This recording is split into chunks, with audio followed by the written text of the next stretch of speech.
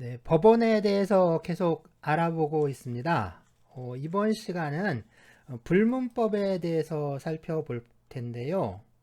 불문법으로는 관습법과 조리, 그리고 판례가 있는데, 특히 판례가 법인지 아닌지는 논란이 좀 되고 있습니다. 먼저 관습법인데요. 법원에 관한 민법 제1조를 보면 네, 민사에 관하여 법률의 규정이 없으면 관습법에 의하고 관습법이 없으면 조리에 의한다 라고 규정하고 있습니다.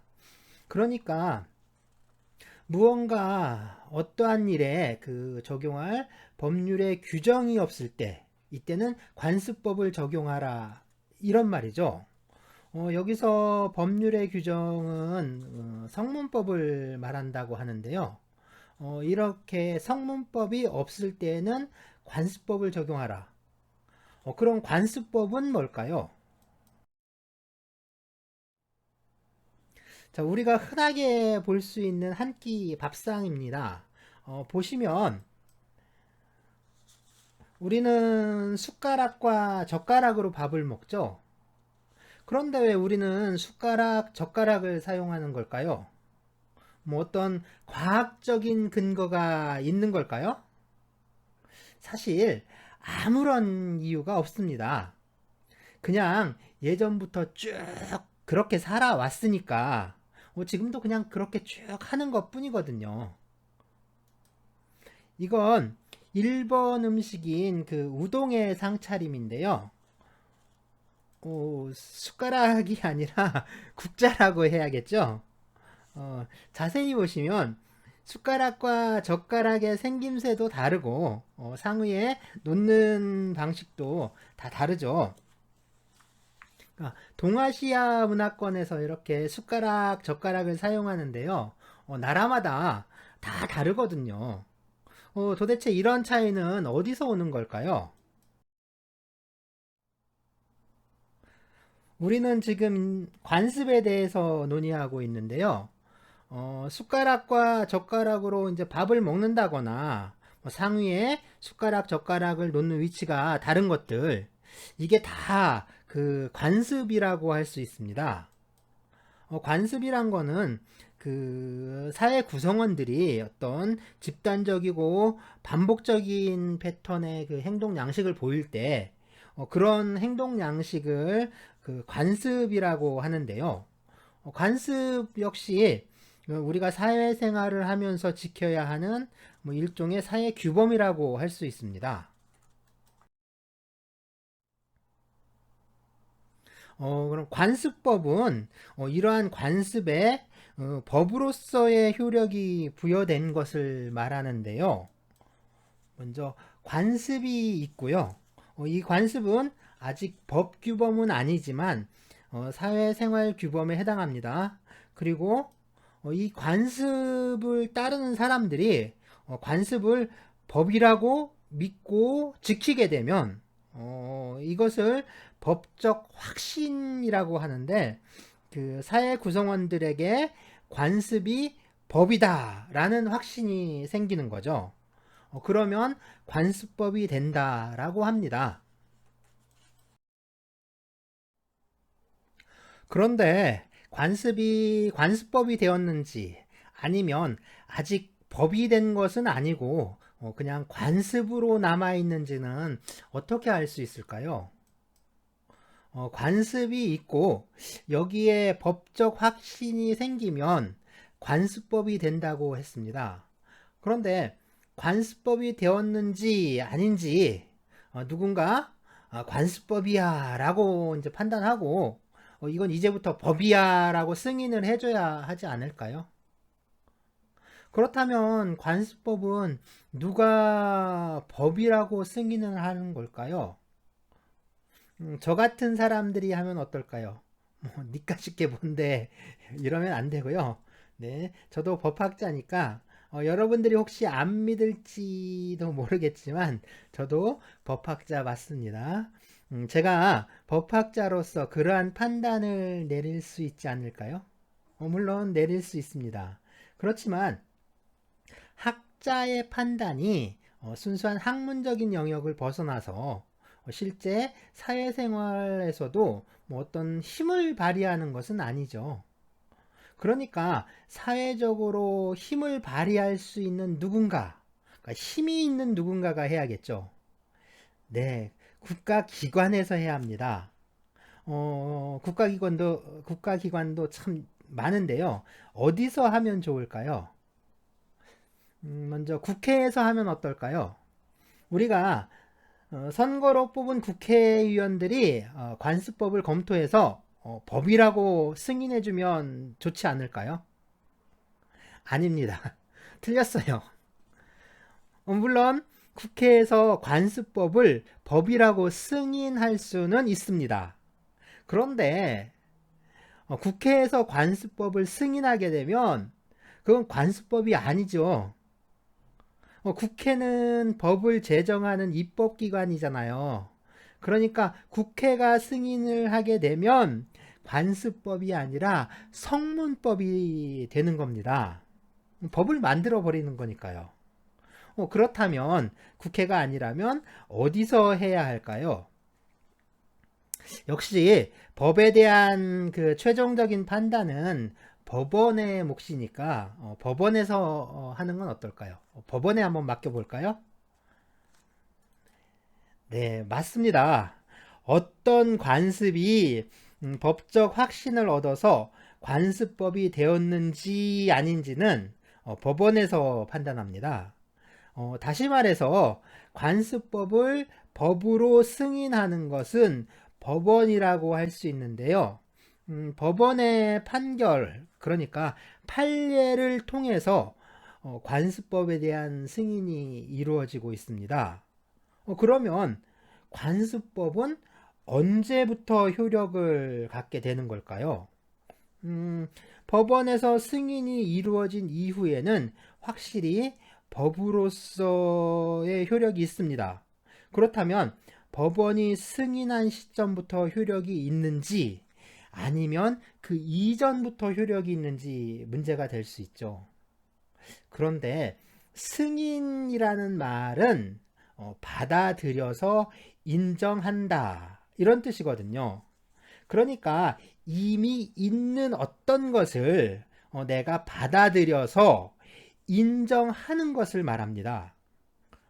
관습법을 승인한다는 말은 관습법이 이미 있다는 것을 전제로 해야죠. 그러니까 승인은 이미 존재하는 관습법을 국가기관에서 인정해주는 절차에 불과한 것이고요. 법은 그 전부터 법으로 있었던 거죠. 그렇다면 관습법은 언제부터 효력이 있는 걸까요? 관습법은 사람들이 어떤 관습에 대하여 법이라고 믿고 따를 때부터 법으로서 효력이 있었다라고 할 수 있겠죠. 다시 말해서 법적 확신이 생겼을 때부터 관습법은 법으로서의 효력이 생긴다라고 할 수 있습니다. 이건 중요한 문제예요. 꼭 기억해 주세요. 관습법이 법으로서 효력이 있다면 그럼 성문법과는 어떤 관계가 있을까요? 경우의 수를 따져봅시다. 관습법이 세다 1번, 아니 성문법이 더 세다 2번, 둘이 엇비슷하다 3번. 네, 물론 퀴즈는 아닙니다. 우리나라는 대륙법계 국가이다 라든가 뭐 성문법 국가다 하는 말을 들어본 적 있으신가요? 우리나라는 독일법계에 속한다 하는 말도 혹시 들어보셨나요? 보통 우리나라를 대륙법계 성문법 국가로 분류를 하는데요. 성문법 국가라는 말에서 알 수 있듯이 관습법이 성문법보다 효력이 훨씬 우월할 리는 없겠죠. 그러니까 성문법이 관습법보다 우월하거나 또는 성문법과 관습법의 효력이 서로 비슷비슷한 경우밖에 없는 거죠. 성문법이 관습법보다 우월하다라는 말은 결국 성문법이 우선하고 이 성문법이 없거나 할 때 비로소 이제 관습법 선수가 등판한다 뭐 이런 경우입니다. 그러니까 관습법은 비속어로 좀 말하자면 성문법의 그 빈자리를 때워주는 땜빵 역할이다라고 할 수 있죠.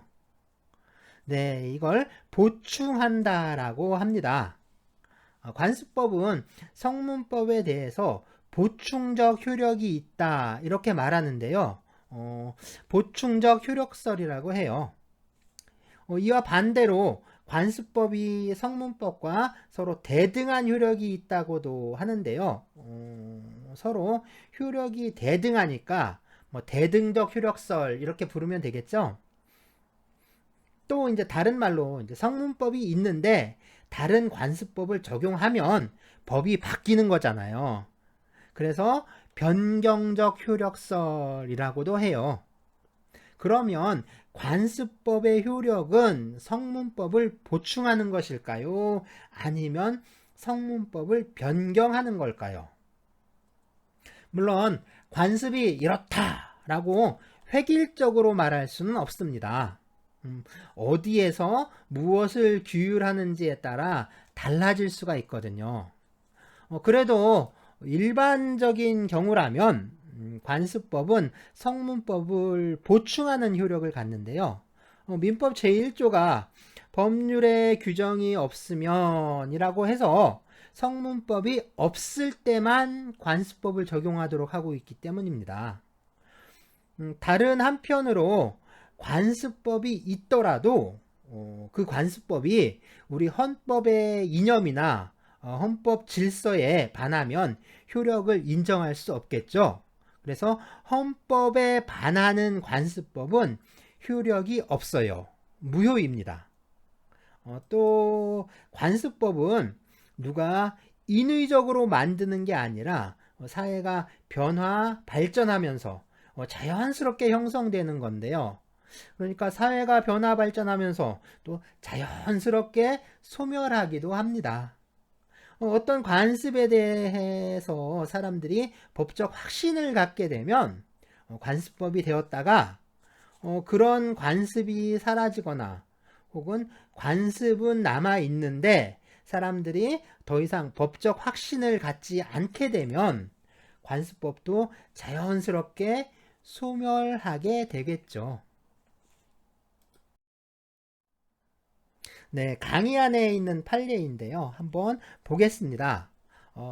관습법이란 사회에 거듭된 관행으로 생성한 사회생활 규범이 사회의 법적 확신과 인식에 의하여 법적 규범으로 승인 강행되기에 이른 것을 말하고 네, 관습법을 정의하고 있는데요.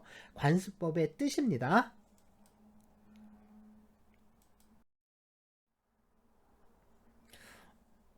그러한 관습법은 법원으로서 법령에 저촉되지 아니하는 한 법칙으로서 효력이 있는 것이며 네, 관습법의 효력에 대한 설명인데요. 관습법은 성문법에 저촉되지 않는 한 효력이 있다. 뭐 저촉되지 않는다는 것은 그 성문법에 규정이 있을 때는 성문법이 법이고 성문법이 없으면 그때서야 관습법이 법이다 라는 얘기와 같습니다. 그러니까 관습법의 보충적 효력에 대해서 설명하고 있는 것이죠.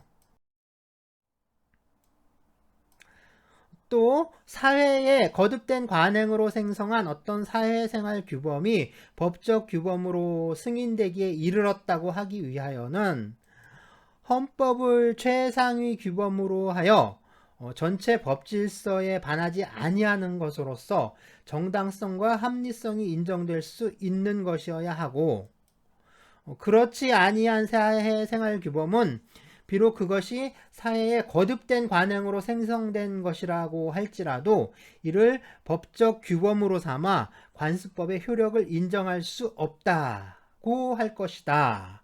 네, 판례는 헌법에 반하는 그 관습법의 효력을 부인하고 있죠. 네, 이어서 보겠습니다. 네, 따라서 사회의 거듭된 관행으로 생성된 사회생활 규범이 관습법으로 승인되었다고 하더라도 사회 구성원들이 그러한 관행의 법적 구속력에 대하여 확신을 갖지 않게 되었거나 법적 확신이 사라진 경우죠. 그 다음에 사회를 지배하는 기본적 이념이나 사회 질서의 변화로 인하여 그러한 관습법을 적용하여야 할 시점에 있어서의 전체 법 질서에 부합하지 않게 되었다면 그러한 관습법은 법적 규범으로서의 효력이 부정될 수밖에 없다. 네, 관습법에 관한 판례인데요. 강의 안에 있는 판례는 꼭 반드시 읽어보시기 바랍니다. 수업 시간에 소개하지 않았더라도 꼭 읽어보는 게 좋습니다. 한 가지 팁을 알려드린다면 강의안을 자주 읽어보는 게 좋아요. 어떤 부분을 이게 중요하니까 그 부분을 외우려고 생각하지 말고 처음부터 끝까지 그냥 많이 읽으세요. 그게 시험을 잘 볼 수 있는 요령입니다.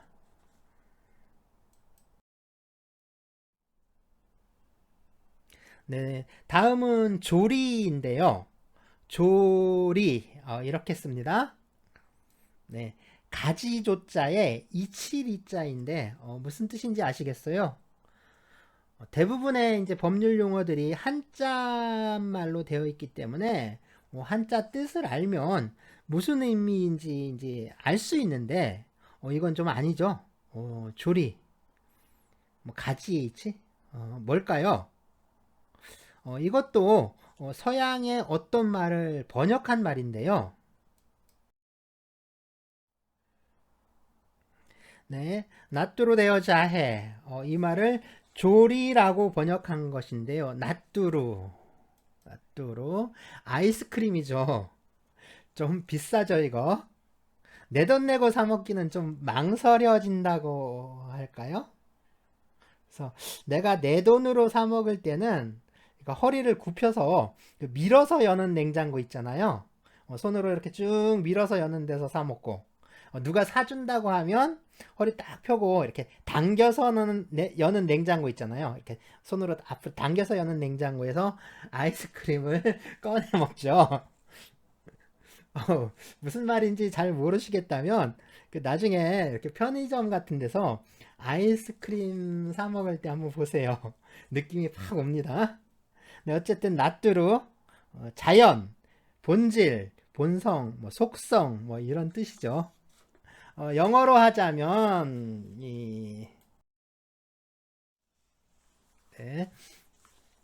영어로 하자면 이 나뚜루는 그 네이처라고 할 수 있는데요. 자해는 싱입니다. 그러니까 어떤 것의 성질 이런 거 말하는 거죠. 우리말로 번역을 하면 이렇게 사물의 본성이라고 보통 번역을 합니다. 사물의 본성. 이러면 뭔지 이해가 팍 오는데 조리 하니까 잘 이해가 안 되죠. 왜 사물의 본성이라고 번역을 하면 되는데 왜 굳이 조리라고 번역을 했을까요?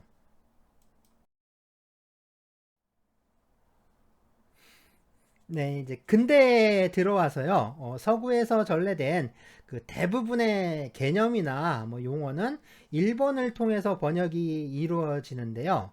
법률 용어 역시 마찬가지입니다.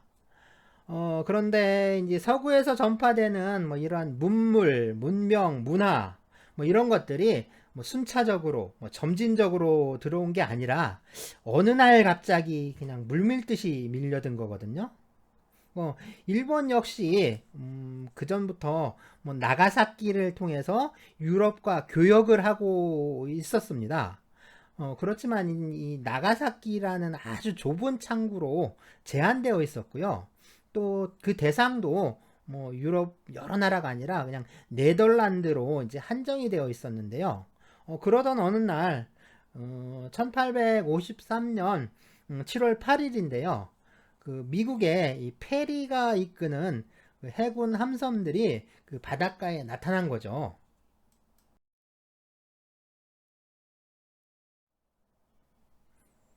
이 사건을 계기로 일본은 개항을 하게 됩니다. 우리가 이제 구한말에 그랬듯이 일본도 엄청난 그 사회적 갈등과 혼란을 겪게 되는데요. 뭐 내전까지 일어납니다. 뭐 그 이전까지 일본은 그 막부가 지배하는 봉건 사회였는데요. 뭐 근대적 다른 말로 하자면 먼저 서구적인 거겠죠. 뭐 이 서구의 근대적 국가를 세우려는 세력과 일본을 이제 서구식으로 바꾸려는 세력이겠죠. 뭐, 그 다음에 뭐 이전에 있었던 그 봉건적 지배 질서를 이제 지키려는 그 세력 간에 당연히 갈등이 발생하고 이게 전쟁 상태로 발전을 한 거죠. 그래서 이제 막부를 따르는 쇼군, 뭐 장군인데요. 이 쇼군파와 어, 천황을 중심으로 뭉친 이 천황파 간에 내전이 발생한 것이거든요. 우리나라에서 천황이라고 안 부르고 일왕, 그러니까 1번 왕이라고 하는데 천황은 왕이 아니에요. 천황은 이 왕정 국가의 어떤 정치적 군주라기보다는 그 재정 일치 사회의 제사장, 즉 뭐 국가 무당이라고 할 수 있어요. 그러니까 우리가 그 식민지 시대의 경험이라든가 뭐 군국주의에 대한 뭐 우려 때문에 천황을 그 왕이라고 부르면서 뭐 그렇게 부르면 황제에서 그 왕으로 등급을 하나 깎는 거라고 생각하는데 천황을 왕이라고 부르면 오히려 등급을 높여주는 거지 깎아 내리는 게 아닙니다. 원래 황제라는 말은 그 서양 용어도 마찬가지인데요. 그 군사, 그러니까 최고 군사 책임자, 어떤 군사 최고 지휘권을 가진 자라는 의미입니다. 그러니까 그 천황의 왕이나 황제가 아니라 그 일본 봉건 사회에서는 쇼군이 황제였죠. 그리고 천황은 그냥 무당이었어요. 다시 보자면 우리 경우에 그 카톨릭 신자가 아닌데도 우리 프란체스코 교황을 교황이라고 아무 거리낌 없이 부르잖아요.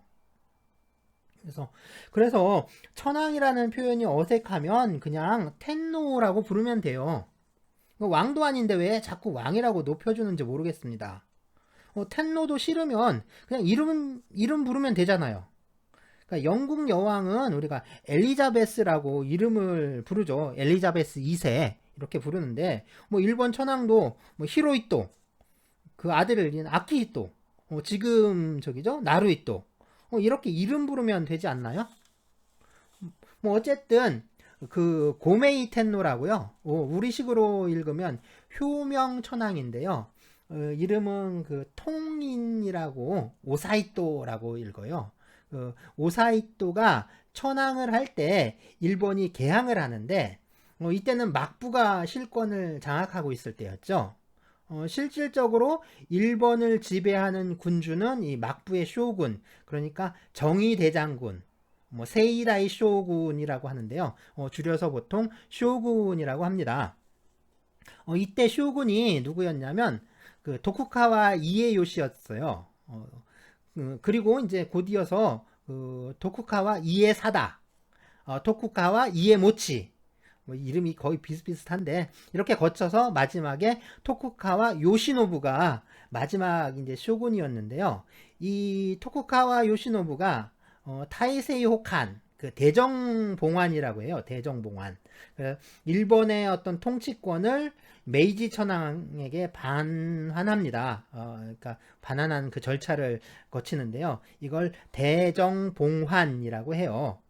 이때 천황이 그러니까 명치 천황, 그러니까 메이지라고 하죠. 이름은 무츠히토인데 무츠히토. 이 고메이 천황 그러니까 오사히토 아들입니다.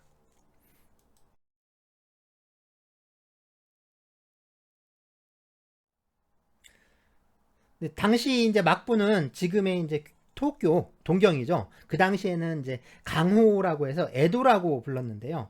그래서 에도 막부죠. 그 막부는 이 에도에 있었고요. 천황은 교토에 있었죠. 지금 경도요. 그러니까 교토에 있었는데요. 그래서 에도와 이제 교토라고 하면 이 막부 세력과 그 천황 세력을 가리키는 그 대명사라고 할 수 있습니다. 그래서 에도 뭐 그가 이제 막부, 그 다음에 교토가 이제 천황 세력인데요. 이 대정봉화는 그러니까 일방적으로 그 막부가 그 반납을 그러니까 통치권 반납을 하는 게 천황에게 반납하는 게 아니라 이 에도와 교토 세력 간의 어떤 그 타협에서 나온 절차예요. 그러니까 에도에서는 그러니까 막부 세력은 이후에도 계속해서 자기들의 이제 정치 권력을 유지하길 원해서 그 통치권 반환이라는 절차를 밟은 건데요. 토쿠가와 요시노부가 이제 대정 봉환을 하니까 이 막부 타도파들이 있었거든요.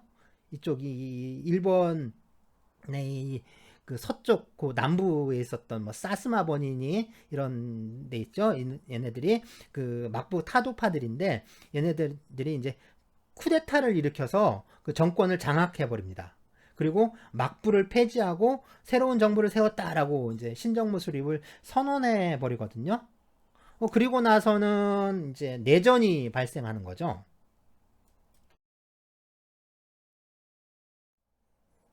네, 그 내전이 발생한 게 1868년 그 무진년이었는데요. 그래서 이 내전을 무진전쟁, 뭐 보신센소라고 합니다.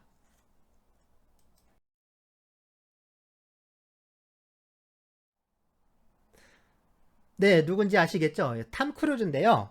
탐 크루즈가 주연을 한 영화 이 라스트 사무라이라고 있는데 이 영화의 배경이 되는 게 바로 이 무진 전쟁, 그 일본의 그 내전이었죠.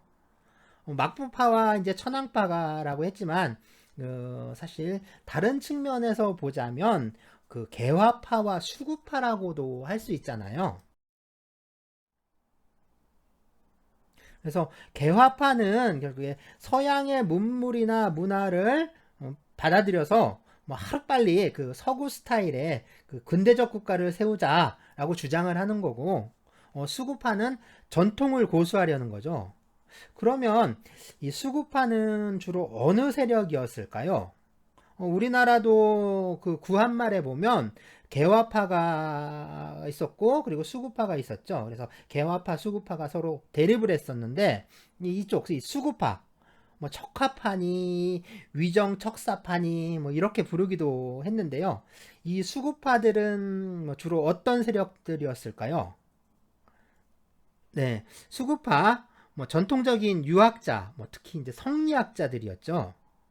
개화파는 그래서 개화파는 이제 이 성리학자들, 그러니까 수구파를 설득을 해야 하는데, 뭐 수구파들이 뭐 서양말을 배워서 뭐 서양의 학문을 공부할 리는 없잖아요. 그러니까 개화파는 그 서양의 뭐 학문 지식을 그러니까 번역을 해서 보여줘야 되는데, 그러면 아주 쉽게 번역을 했을까요? 아니면 아주 어렵게 번역을 해야 했을까요?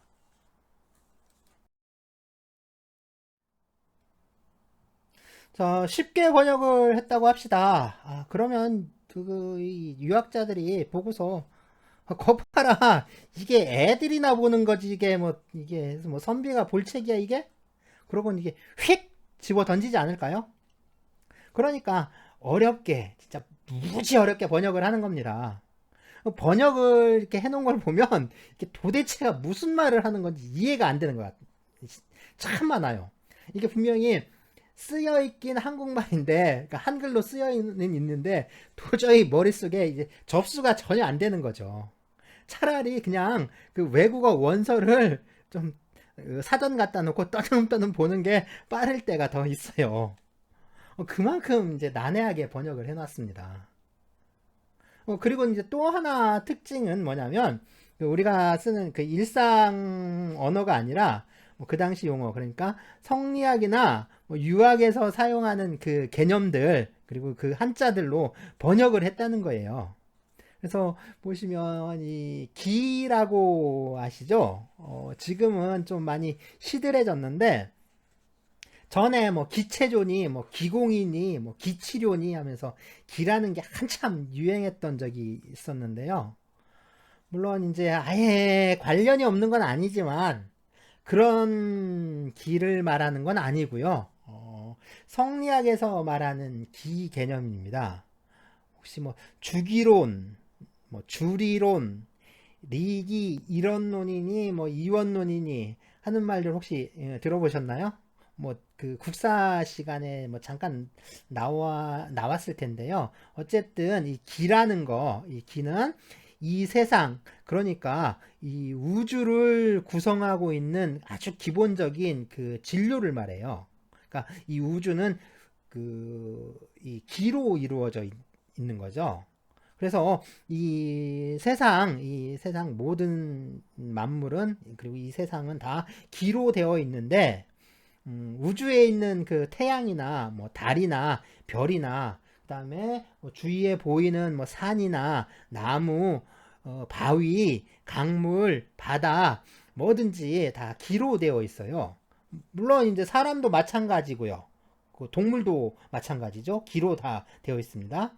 그런데 기라는 게 눈에 보이지도 않고 만질 수도 없고 뭐 느껴지지도 않고, 그런데 우리는 형체를 이렇게 이루고 있잖아요. 눈에 보이고 만져지기도 하고 또 느껴지기도 하고.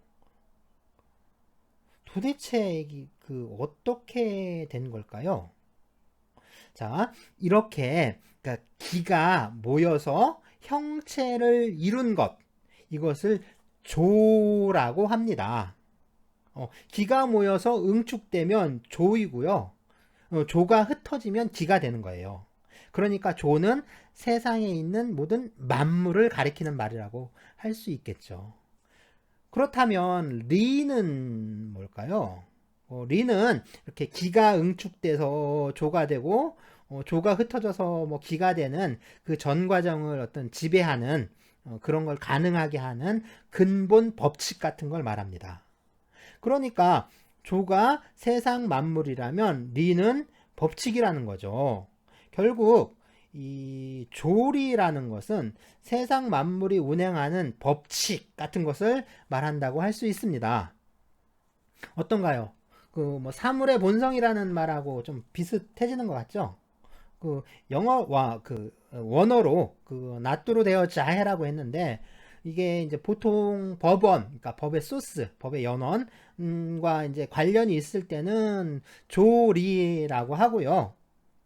꼭 이제 법원을 지칭하는 게 아니라면 보통 사물의 본성 이렇게 이제 말합니다. 이건 뭐냐면 이 세상에 존재하는 수많은 법칙들을 말해요. 뭐 자연 법칙이든 사회 법칙이든 뭐 사람이 이제 살아가면서 그 알게 되는 수많은 그 경험 법칙들 있잖아요. 이걸 다 조리, 뭐 사물의 본성이라고 할 수 있어요. 그런데 이 조리는 왜 필요하고 또 왜 문제가 되는 걸까요? 자, 재판을 할 때 법관은 법에 근거해서 재판을 해야 한다라고 했었는데요. 그런데 그 재판에 적용할 법 규정이 없을 때는 어떻게 해야 할까요? 물론 이제 관습법도 없고요. 처음 일어나는 사건이라 예전에 뭐 그 비슷한 사건에 대한 뭐 판례도 전혀 없어요. 자, 이렇다고 합시다. 이런 경우에 법관이 재판에 적용할 규정이 없으니까 난 재판을 못해, 이렇게 이제 재판을 거부할 수 있을까요? 이 문제를 논 류케라고 하는데요.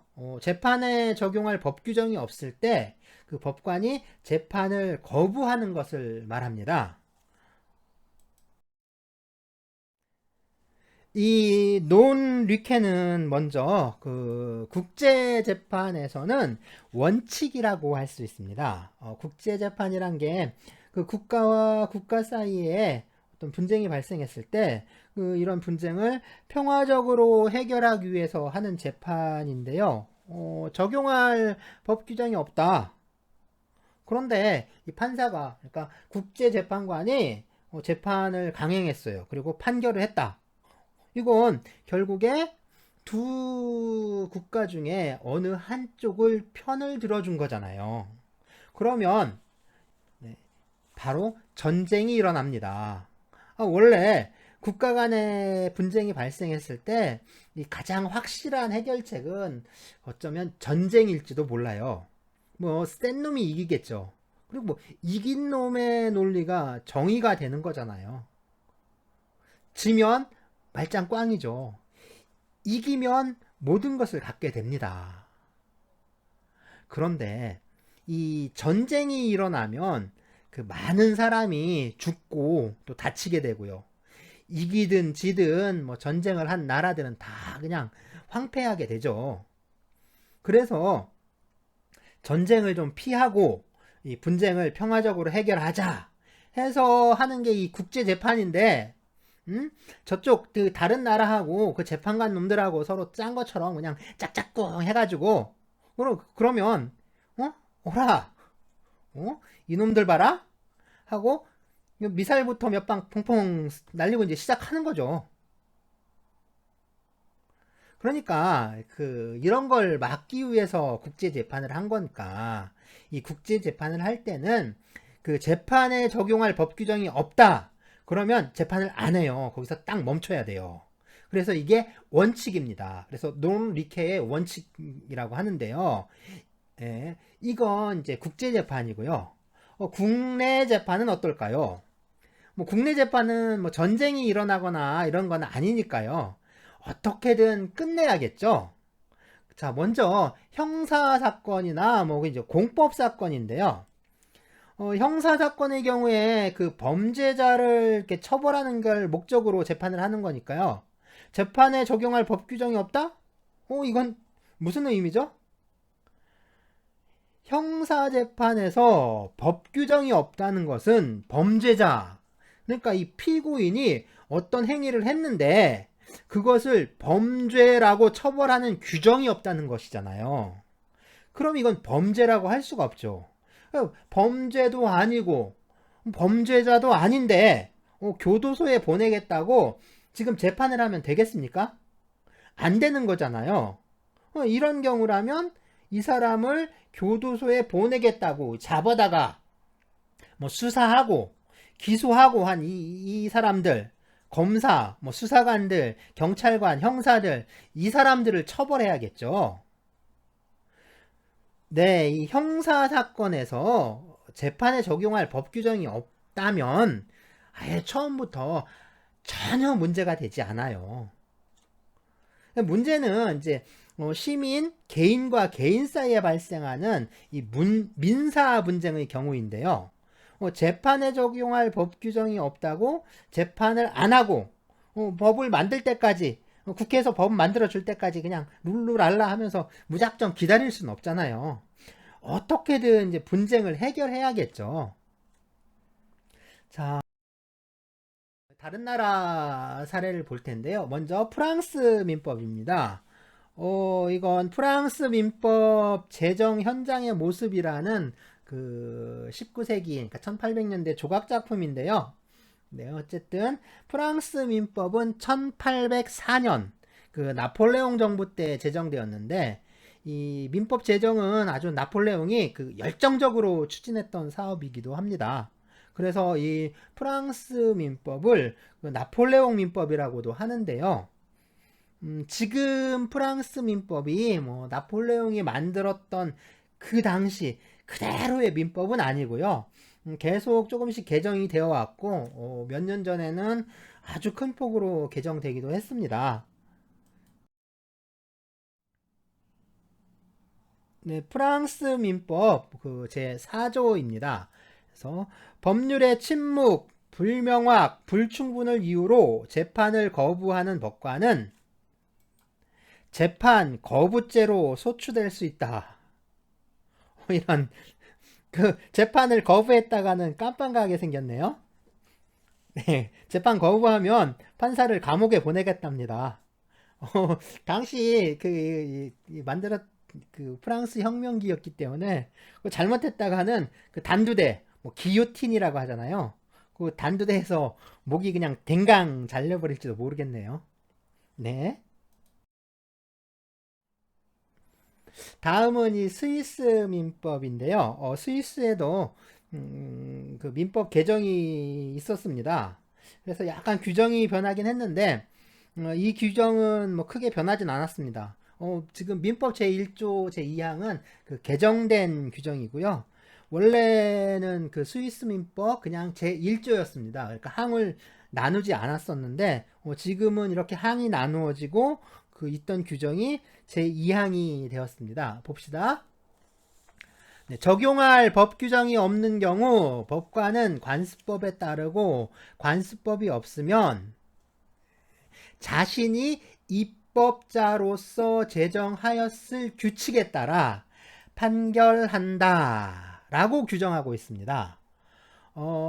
관습법에 관한 규정이 있잖아요. 관습법에 따르고 관습법이 없으면 요 규정은 그 원래 없었는데 그러니까 민법을 개정하면서 관습법에 관한 요 내용을 추가한 것이고요. 원래는 재판에 적용할 법 규정이 없을 때 법관은 자기가 입법자, 즉 이제 법을 만드는 사람을 말하는데요. 이 입법자였다면 이런 경우에 제정하였을 규칙에 따라 판결을 한다라는 규정이었습니다. 그러니까 직접 법을 만들어서 재판을 해라. 뭐 이런 말이 되는 거죠. 자, 그럼 자, 우리 민법은 어떨까요? 네, 우리 민법 보겠습니다. 우리 민법은 자, 민사에 관하여 법률의 규정이 없으면 관습법에 의하고 여기까지 했죠. 관습법이 없으면 네, 조리에 의한다라고 규정하고 있습니다. 그래서 조리를 그 재판에 적용할 법원으로 인정하고 있는데요. 그런데 좀 뭔가 좀 허전하지 않나요? 조리에 의해서 재판을 해라 했는데 뭐 조리는 일종의 경험 법칙이라고 했는데 이게 좀 너무 막연하다는 거죠. 예를 들어서 물을 이렇게 끓이면 섭씨 100도에서 펄펄펄 끓어서 수증기로 변하잖아요. 이런 게 이제 법칙인데 자연 법칙이죠. 이런 법칙들을 뭐 이제 지금 이 사적인 법률 관계에서 생긴 문제 그 문제 때문에 이제 서로 다투고 있잖아요. 두 명의 당사자가 서로 다투고 있는데 여기에다가 뭐 그런 법칙들을 어떻게 적용하라는 걸까요? 이건 좀 너무 막연하잖아요. 좀 아리송하죠? 그래서 준비한 게 하나 더 있습니다. 민법 제2조인데요. 민법 제2조에 권리의 행사와 의무의 이행은 신의에조차 성실히 하여야 한다 하고 제2항 권리는 남용하지 못한다 라고 이렇게 규정하고 있습니다. 이 규정을 그 신의 성실의 원칙, 그러니까 줄여서 신의칙이라고 하는데요. 이 신의 성실의 원칙은 그 일종의 도덕률, 그 도덕법칙이라고 할 수 있습니다. 그런데 이게 도덕률은 그 법이 아니잖아요. 그 도덕도 역시 규범이긴 하지만 사회생활 규범이긴 하지만 그 도덕은 도덕 규범이지 이게 법 규범은 아니잖아요. 그런데 이 도덕률이 그러니까 도덕 규범이 법 규범으로 이렇게 포섭이 되는 거예요. 그래서 이 법 규범에 포섭이 되면서 어떤 법적 원칙으로 된 것, 그러니까 이 신의 성실의 원칙은 그 본래적으로는 그러니까 도덕률에 해당하는데 이게 법적 원칙으로 이렇게 그러니까 규정된 것이라고 할 수 있습니다. 그래서 이 민사 관계에서 그 재판에 적용할 법 규정이 없다. 그러니까 관습법도 없다, 선례도 없다라고 하면 결국에 이 신의 성실의 원칙에 따라 그 판단을 하게 됩니다. 그러니까 법관이 이럴 때는 결국엔 그 법관이 일종의 그 입법자로서 법을 만드는 사람 있잖아요. 법 입법자로서 법을 새롭게 형성하는 그 기능을 담당하게 되는 거죠. 그러니까 법관이 입법자로서 법 형성 기능을 담당한다라고 보통 말합니다. 좀 어렵더라도 어려운 내용이더라도 그냥 넘어가시고요. 그런 의미에서 보면 이 판례가 법이냐 아니냐 하는 문제가 이제 논란이 되는 거죠. 네. 그래서 이 판례에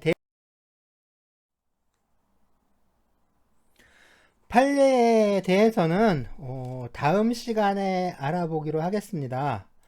판례와 노동관계에서 인정되는 그 특수한 법원에 관한 문제입니다.